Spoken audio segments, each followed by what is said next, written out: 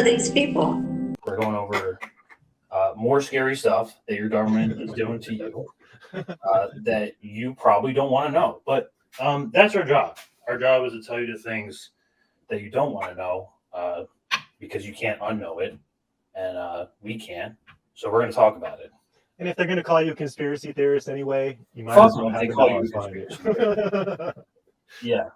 The conspiracy theorists are like 10-0 at this point. They're more than that. It's I say batting 1,000. There's like sections off of like conversations that you can't even like have at this point, like COVID and like Building 7, where you just like can't. They're just like completely untouchable topics. With the revelations of the Snowden files, we already knew that the NSA, the FBI, the CIA, they were already spying on us through our phones, through whatever tracking like cell phone tower data they had, right? We definitely already knew that they were spying on us crazy, but it gets worse. Oh yeah, no, it definitely does. What we didn't know was that that isn't enough for them. Now they need even more of your information, and this time they're using it under the veil of what they're calling commercially available information. I'll get to the first point here, around page 8. Yeah, and so commercially available, you mean like the stuff that advertisers and marketers buy? Like this is their breakdown, right? Their idea is that since all this consumer data is available, like when you sign off on your privacy at your terms and conditions, you're signing off on God knows what. The permissions, location. They can take your IPS. They can take God knows what they're looking at. They can probably look. We just found out, like we showed it on the show last week, how Mac OS is like literally like they can look at your iCloud data even when it's off, even when the battery is off, even when. So this is it's not out of there, but even that's not enough. Like I'm saying, so what now? What this veil commercially available information under the versus publicly available information. That's basically what this report is about. And just to specify, what do they consider? Or are you getting to that? Like, what is commercially available? So here they're gonna really like, and the reason it's so much different to go into the actual report. Like we wouldn't have this if it wasn't for the rare situation in Congress where they actually release classified documents like this. Like this is a letter. This is a report to the National Director of Intelligence. We would not be able to see this if it wasn't for declassifying shit like this. So this is all the way back from April 2022. No, January 2022.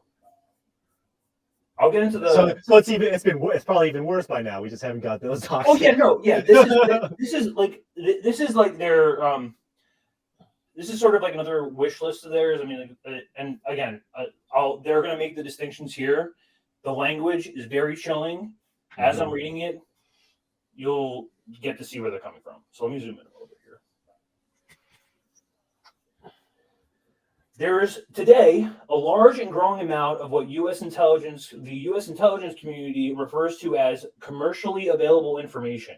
As the acronym indicates, and as the use in the term of this report, the commercially available information is information that is available commercially to the general public, and as such is a subset of publicly available information. We do not use the term CAI to include. We do not address in this report commercial information that is available exclusively to governments.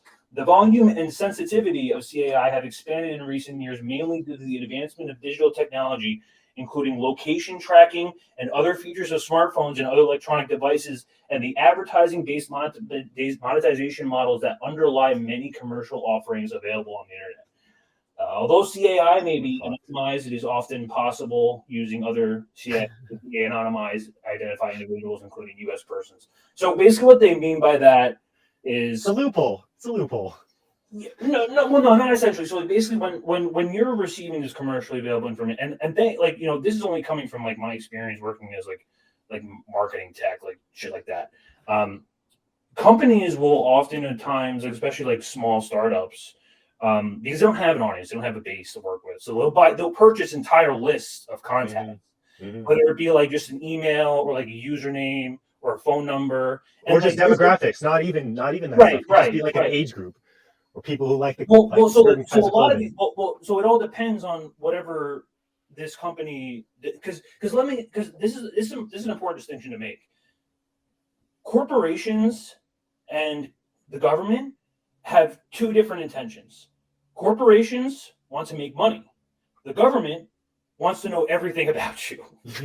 And corporations, a lot of times, don't necessarily give that much of a fuck all about you. They just want to know how to make as much money off of you. Which is a distinct difference, which is why they use this term de-anonymize, using other third parties. What they're basically trying to do is take a bundle of consumer data, like matching different things, like your email, your number from here, your location from here. Let's say you bought concert tickets here, to paint a broader picture of your life and basically everything that you're doing.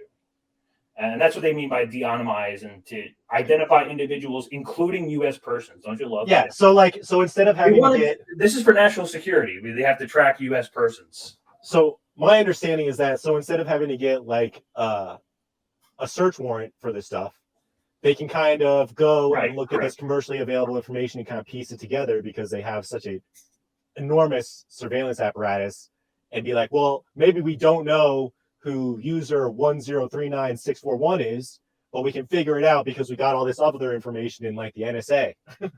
Yeah. So what this allows them to do is, like, so with Snowden especially, a lot of companies like came out with like stuff like end-to-end encryption, and now the government's trying to get rid of that too. Like the entire West, even Europe, has been like hard on it. Europe has been especially hard on end-to-end encryption. But I was actually looking at something the other day about how they've been trying to get through encryption since like before 2000. I was looking at the Clipper shit. That's part of what really Snowden was able to offer it out of those findings, and the result of that was just the government just completely tearing to shreds any sort of rights that they thought that we had existed, and they're completely bypassing. Previously, yes, they now they would, in order to really get information on you, they would need a search warrant. But through this, they don't need anything. They can just purchase this data using your tax dollars, mind you. So what they're doing is you're signing up to use an app or a website or some other company, right? And they're extracting money off of you. The government is extracting money off of you through your taxes. The government is buying the money, using that money to buy it on more data about you, so that they can sell more and they can know more about you. So if that paints a broader picture of our system, I don't know what else does. It's just crazy. It's just crazy. Don't you love all the redacteds? It's like the one that I was looking at too. We can try to pretend whatever this sentence is, because we'll never find out.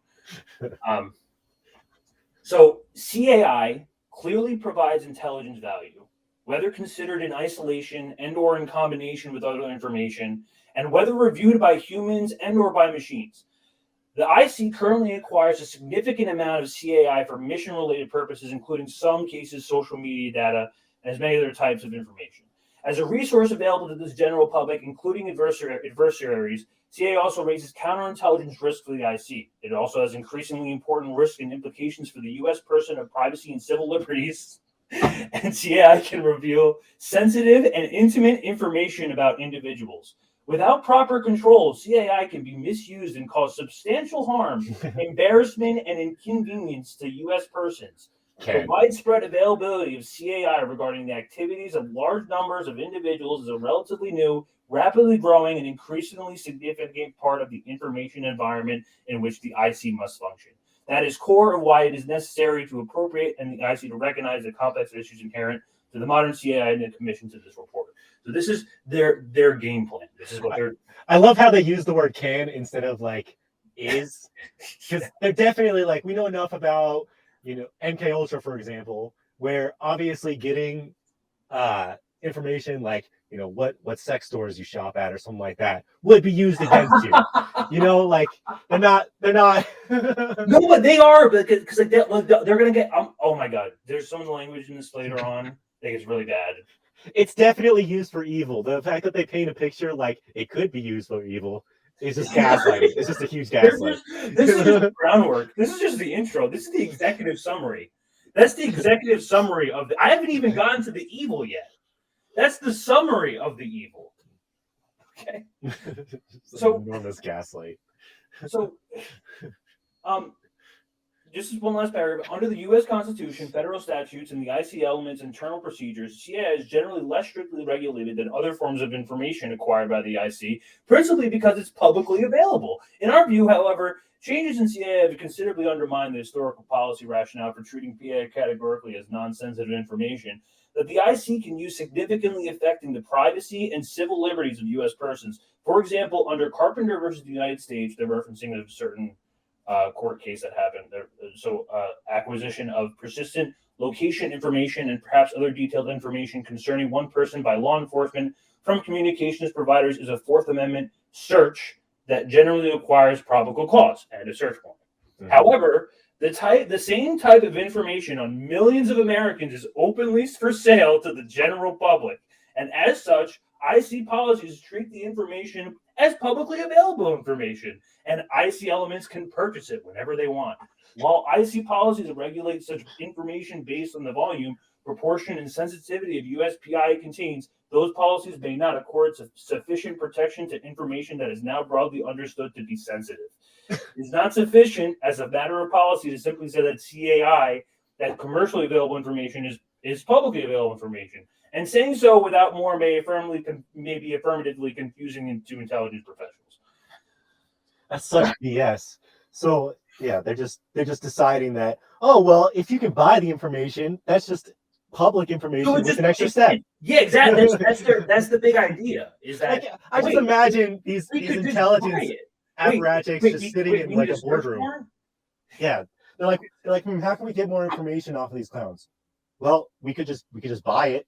Oh yeah, that works. All right, we'll do that. It's public, right? Like that's right. I mean, it's sort of public. We're using public. Yeah, semantics exactly. But I mean, the chat restream, by the way.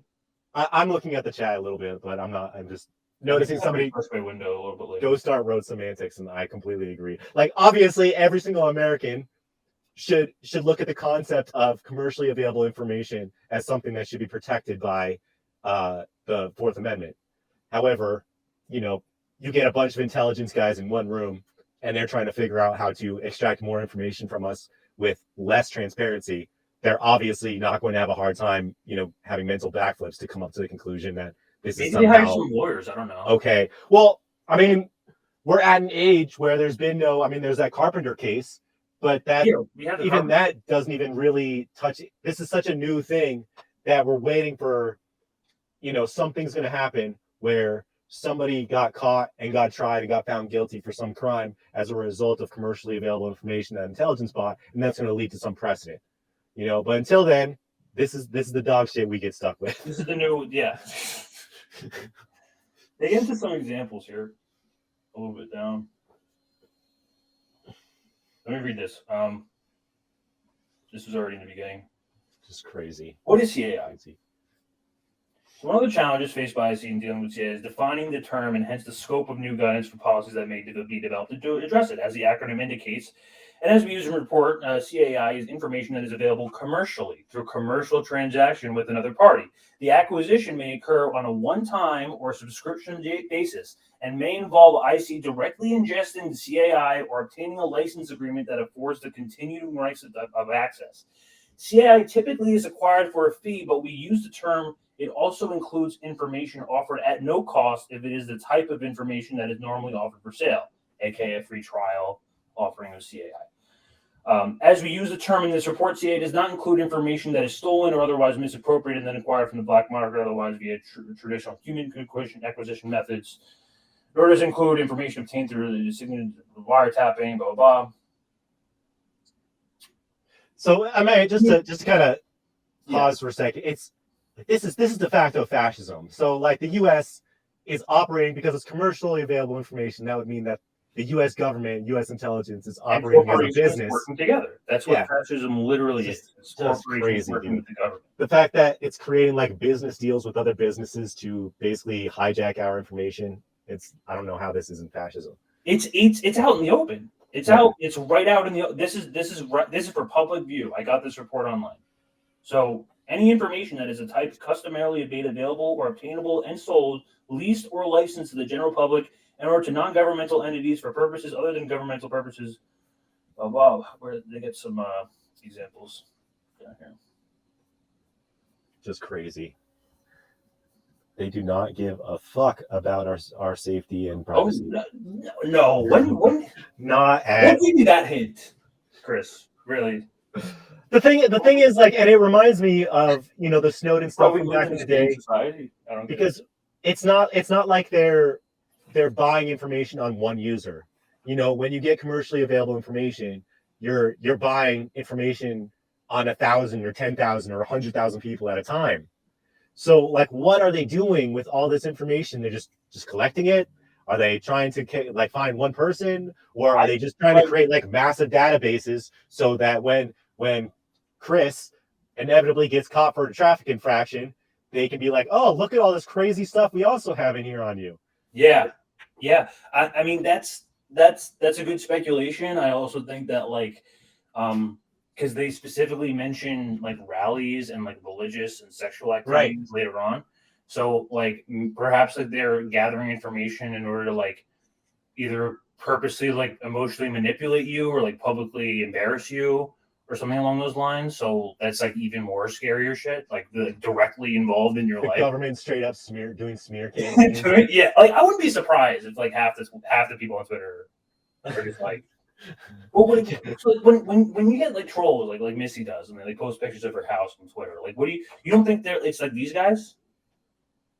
I mean, I think I'm probably a little bit more optimistic than I should be. Like, I know there's tons of Fed and assets out there, and like there's a couple that stick out that I'm sure are Fed or Fed adjacent, but I don't know. I just assume most people are just really stupid.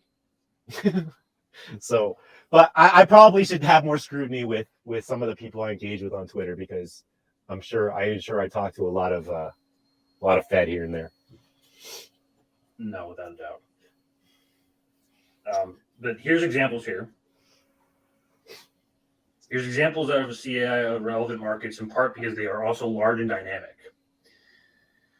Thomson Reuters Clear is powered by billions of data points and leverages cutting-edge public records technology to bring all key content together in a customizable dashboard. That's one that they could have.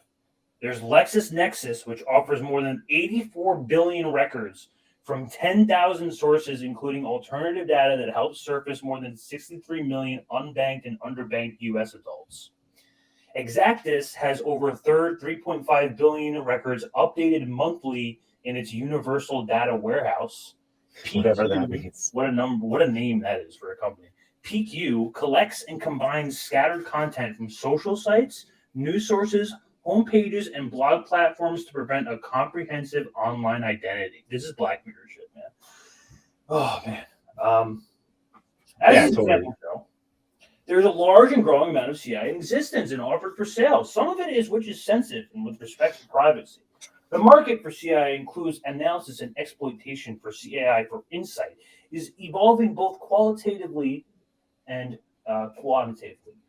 See, for example, this March 2021 summary. It includes significant information of U.S. persons, much of which can be acquired in bulk. As discussed below, moreover, in certain CI that is anonymized can be readily re-identified to reveal information that they're saying, like taking from different companies to paint one broad picture. See, and that's the part where I feel like what they're doing is illegal and violating the Fourth Amendment. Like, just because the government has unlimited resources to be able to paint a picture of who somebody is from their digital signature and not having all that information, that should nullify their ability to collect this sort of information, because they can use commercial information to create an exact profile of somebody. the average business buying CAI is not going to be able to determine from one data point that that's Greg, but the government can because they have unlimited resources to invest in creating these profiles. So I feel like if we were a sane country, there would be laws that prevent the government from purchasing this kind of data, but we don't because we live in the United States. So let's hear more of this horror story. In substantial part, the vast and growing amount of available CAI results from evolving digital technology, the proliferation of digital dust created by individuals in their daily lives. As her tour explains, the digital revolution has placed an incredible amount of information to the hands of private actors, many of whom seek to sell the data. For example, the CIA can be obtained from public records, sometimes digitized from paper originals, such as information from real estate transactions that can be found in title offices or courthouses. They can be obtained from a smartphone and other software applications, often in the form of software development kits that collect information from devices from the U.S. and abroad. And CA can be obtained from cookies and other methods, sometimes that's your browsing history, by the way, sometimes associated with real-time bidding for sales of online advertising that track end users as they browse the internet. In April 2021, a bipartisan group of U.S. senators raised questions about the sharing of Americans' data to real-time bidding, the auctioning of access. So there's already people screaming about this, but not enough people give a fuck. The details of these digital developments are beyond the scope of this report. It is sufficient for our purposes and widely understood among intelligence professionals and policymakers that they have significantly contributed to the profound increase in CAI. See, that's another thing, is that by virtue of the public now being aware that the government has the legal authority to purchase commercially available information, that now means that marketers and advertisers and these companies that collect data are going to know that they can package data to sell to the government. So they're creating another revenue stream for these companies that specialize in collecting data. Oh, they're like a third of the market. I'm pretty sure it says this in here. I don't mean to jump ahead, but that's the just market.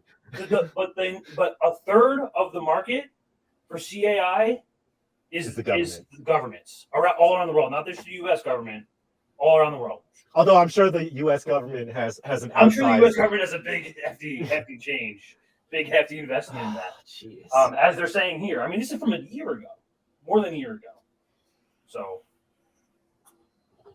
yeah, various forms of CI can be obtained in the synergistic effect of service, commercial interest. Regarding the Internet of Behaviors is emerging with many technologies. Maybe we read this already. CAI can also be combined or used with other non-CAI data. This is what I was talking to you before, to reverse engineer identities and de-anonymize various forms of information. As the New York Times reported in December 2019, if you own a mobile phone, its every move is logged and tracked by dozens of companies. The Times Privacy Project obtained a data set with more than 50 billion location pings from the phones of more than 12 million people in this country. It was a random sample from 2016 to 2017, and it only took minutes with the assistance of publicly available information for us to de-anonymize location data. The Times was able to track the movements of President Trump via a member of his Secret Service detail. De-anonymized data may be useful for commercial and intelligence purposes. Right, and that's kind of what I was getting at before, where they were tracking a U.S. president. Yeah, they shouldn't be able to reverse engineer. If you can reverse engineer a data point to create like an exact location or exact information on a U.S. citizen, then they shouldn't be able to get that information. Is kind of how I see it. Like they just have too many resources at their disposal to reverse engineer these data points, that it just obviously draws into question that. How can they really argue that it's like anonymized data if like these guys sitting in the NSA can just go and push a button and that anonymized data all of a sudden becomes like de-anonymized? This is what I mean. Like I feel like they're trying to like create legal precedent for this already. Like in terms of like for it being okay. Like this is like them laying the ground. So who's going to be the false flag that they're going to you know, who's going to be the school shooter that they're going to use like anonymized data to discover them. Oh, like a Timothy McVeigh? Or like, you know, some shit like that where it's going to be some attack or something, and they'd be like, we looked at their social media posts and we used commercially available data information to be able to discover who the assailant was. And that's why it's okay, everybody. That's crazy. Let me get a little bit more here. It's concerning. I mean, and then people always make the argument. They're like, people who don't know any better make the argument. Well, if you got nothing to hide, you shouldn't care. Well, like this is like a whole another realm, because you shouldn't be okay with the government. Just the government doesn't have the profit motive that corporations have to collect data. Their interest is control, you know, and they have unlimited resources. So their motives to get that stuff is completely unjustified. You know, not to say that buying data for the sake of getting people to buy shit is a justified reason to collect data, but it's definitely not a justified reason just to spy on people. It's sort of like vague and kind of like, just because you're not the government doesn't mean you can like know everything about a person's life. In my opinion, morally speaking, I mean, I agree with you, but we're so far past. You know, once cell phones, once the iPhone came out, and we're just trying to stop push a button. Yeah, we're just making people aware, so that when it happens and everybody's aware of it, we can be like, oh, remember this video from years ago? We talked about it. Yeah. They identify a little bit. So they admit that there's counterintelligence risks to this because since it's commercially available information, this can be duplicated to other countries. And whatever is commercially available to the United States is also commercially available to Russia and Israel and China and wherever. Saudi Arabia, you name it. All of them, this is all available to all of them, and they're going into legal statutes and constitutional provisions of which they can actually try to do this. And are doing this. So there's a growing recognition that CI as a generally available and free source of other intelligence benefits in our adversaries, some of which may create counterintelligence risks for IC. For example, January report cited, blah, blah, blah. Sensitivity of CI. CI can reveal sensitive and intimate information about the personal attributes, private behavior, social connections, and speech of U.S. persons and non-U.S. persons. It can be misused to pry into private lives, ruin reputations, and cause emotional distress that threaten the safety of individuals. They're giving away the game there. Yeah. This is what I'm talking about. Yeah, that's what it's about. Not misuse. That's how it's going to be used. That's the misuse. Even subject to appropriate controls, CIA can increase the power of the government's ability to peer into private lives to levels that may exceed our constitutional traditions or other social expectations. They're saying it out loud. Mm-hmm. They're saying it in a report to the national. I mean, this paragraph is basically spelling out exactly how it's going to be used. Like it's the MK Ultra type shit. Like they want to use this stuff to be able to, you know, when you're strapped up in a chair and have it grave or ruin your reputation. They want to get you fired from your job, ruin your friendships. That's their job. That's the goal. Or when you get apprehended in an airport by DHS and they put you in the room with the mirror, they can just start bringing out this information they have. The MK Ultra experiment started. Well, I mean, like they're talking about smearing you and like ruining your reputation and like shaming you and all this stuff. That's all like, you know, brainwashing and psychological. Kind of like psychological torture type shit. So really, really, really, yeah. And I just think it's funny how they say misused. Like that's not the like express reason that they're doing it. CIA includes sensitive and intimate information. CIA can contain information that is deemed sensitive, meaning information that is not widely known about an individual that could be used to cause harm to the person's reputation, emotional well-being, or physical safety. As a primary justification for this precise cell site location information is subject to Fourth Amendment protection. They're referencing this Carpenter versus, this is like their big roadblock is this Carpenter versus United States Supreme Court case. The Supreme Court focused on the data provides an intimate window into a person's life, revealing not only his particular movements, but through them his familial, political, professional, religious, and sexual associations. These location records hold for many Americans the privacies of life, and the CIA can also contain intimate information, meaning information that reveals private details about how people relate to one another. We need a new internet. We need a new gone. internet. It's over. This internet's broken. What have We we need a done new with one. ourselves? We just created a giant corporate government track. Dude, oh my god. They already got into this here. This is crazy. And I mean, I remember thinking about, I think with China, you have to actually register with your real name to log on to the internet or log on to social media and that sort of stuff. So I think there are countries that are a little bit more evolved in their surveillance state tracking than the US, but this is not far, but this is just more nefarious. This is just like more covert about it. You know, you go to China and you have to log in with your real name to log onto the internet and all that stuff and play games and all that stuff. You know ahead of time that the government is tracking you and knows everything. You know, this is just covert. They're just doing it behind your back. They've been wanting to do this since the Clinton era. Ever since the Timothy McVeigh, and Glenn Greenwald talks about this too. It's like fear-based. It's always this fear-based commission to the intelligence community by whether it's terrorism or school shootings, etc. Well, that's what I mean. Yeah, they're going to use one of those false flags as precedent to kind of open the box on CAI and be like, we're doing this. Yeah, and we're not hiding it anymore. CIA increased the power of the government.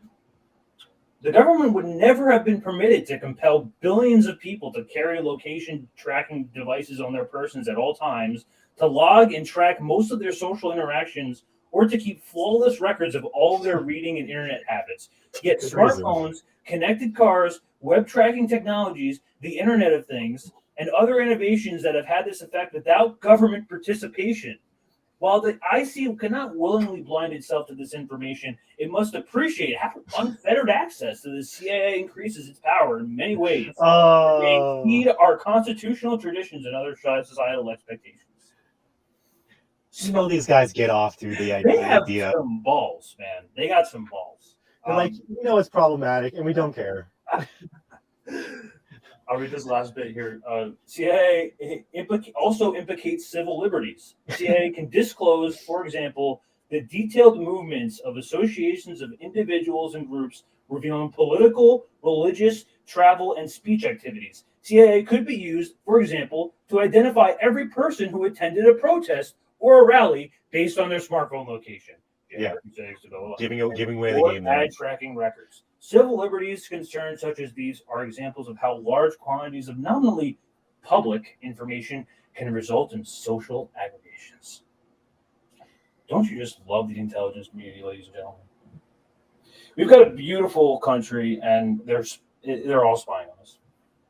And the most concerning thing is the live action location tracking data, because like as you know, a lot of apps these days are using and a lot of there's a lot of local based advertisements. So you ever notice like how like when you're like in a local area, for instance, like you're in a different town and you say like coffee shops near me, Google will automatically recommend. It recognizes what town you're in. Mm-hmm. Google and companies like that have that information readily available and ready to sell on a market, not only to the U.S. government, but to a bunch of governments and other companies too. And thank God that we're able to get these breadcrumbs of classified information, so we can just get like a little glimpse of like how the government thinks of us. And this is how it is in their first word language. They want to pry into the private lives of the U.S. persons. Well, what's from the U.S. intelligence community? What's really interesting is the last part that you read, where it explicitly mentioned people who attend protests and rallies. Yeah, like, that's what they're going for. That's what they're going for. The goal. They want to be able to just completely suppress, your right to protest. That's the first example. CIA could be used, for example, to identify every person who attended a protest or a rally based on their smartphone location or ad tracking records. And do you remember, this had to be probably a year ago or something, but do you remember when they came out with that sheet and it called people digital violent extremists? and it said like people who like make certain social media posts or people who talk a certain way are like threats to the government and stuff like that. The DVE thing, you don't remember that? So, They were like specifying, we'll give it, and it doesn't matter that much, but basically this is all, I feel like all this stuff is building on top of each other and just part of the machine to just completely, the government is tracking every moment of everything. but don't you love like how they brag over like above there, where they're like, it's with with very little public, without very little government participation. Suddenly, they find themselves with unfettered access to all of this information that they can now call publicly available, because it's in the corporate interest to have ad tracking data about everything about you, and they already have it. Yeah, it's scary stuff. I don't know. I hope there's going to be a court case where somebody, somebody got caught in the crossfire and got caught doing something, and they used. I think it's time to jump ship because. Well, like I said, we need another internet. We need a new internet. What else do we have left? What do we have left? Who else is gonna go after? Who is seriously gonna take on government like that anymore? Only very certain specific people. But I don't know. Yeah. It'll be interesting to see who's going to be the first real victim of CII being used to convict them of something, and then we get to see how bad. I'm sure it's already used, but like probably not like on that basis. It's I'm sure already used by the intelligence community in the way that they like manipulate with your life, like how they're saying here.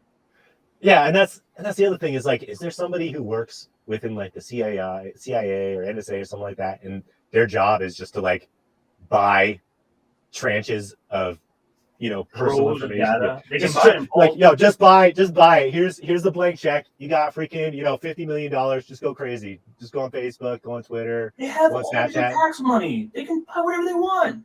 They have all that. They have all the tax dollars they need. It's crazy. Plus the money printing Ponzi-nomics that they have, which is the U.S. economy.